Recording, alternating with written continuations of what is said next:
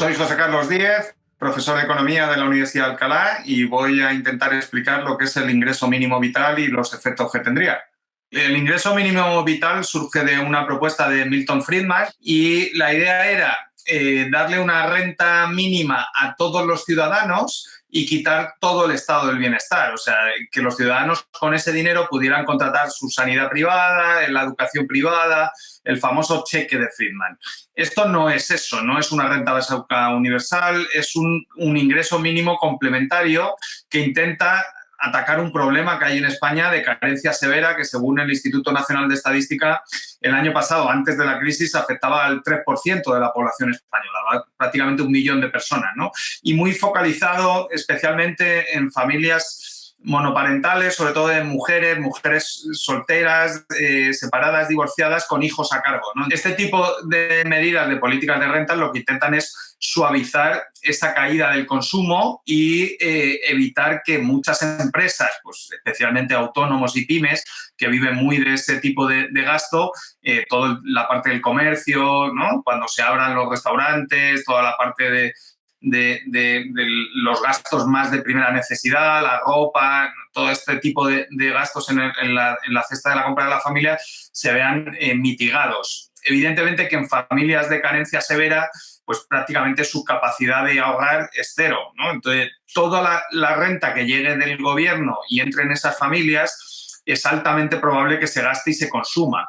¿En qué? Pues en bienes de primera necesidad. Lo que vemos en la encuesta de condiciones de vida, por ejemplo, es que esas familias con niños a cargo tienen un problema alimenticio clarísimo, por lo tanto eso aumentaría el gasto en alimentación y el gasto en supermercados. Tienen un problema por ejemplo, de calzado adecuado, de material escolar adecuado, todo lo que es vinculado a la educación de los niños tendría también un componente muy importante. Toda la parte de suministros básicos, ¿no? Que muchas veces pues no pueden pagar o no se pueden permitir, pues aumentaría su consumo de electricidad, aumentaría el consumo de calefacción, que lamentablemente esas familias en el invierno pues no pueden calentarse, y eso tendría todo ese componente, ¿no? Lo que están intentando es buscar una nueva red del estado del bienestar que complemente un poquito lo que ya hay en las comunidades autónomas, que hay bastantes diferencias. Y la idea de José Luis Escrivá cuando estaba en la IREF era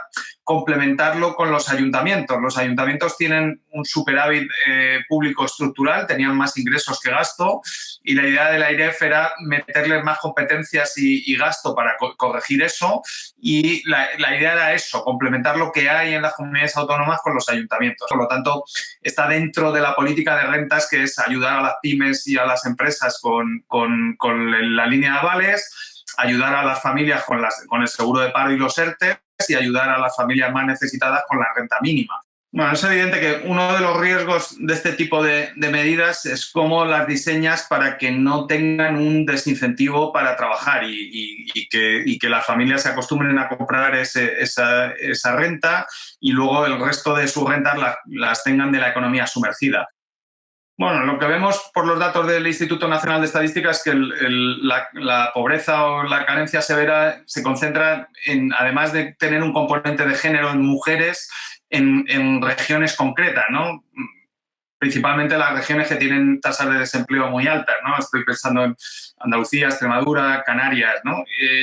Y en esas regiones donde el tipo de empleo que más abunda pues es básicamente agricultura, turismo y hostelería y construcción principalmente, ¿no? Y algo de pequeño comercio, pero en menor medida, ¿no? Por lo tanto, evidentemente que si esa renta tiene desincentivos para que las personas vuelvan a trabajar o trabajen en la economía sumergida, pues afectaría en mayor medida a esos sectores que he comentado.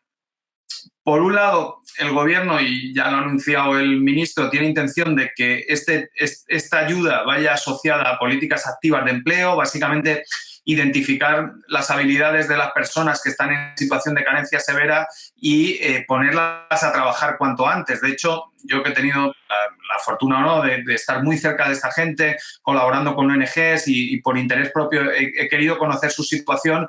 Ellos no quieren un subsidio, ellos quieren trabajar.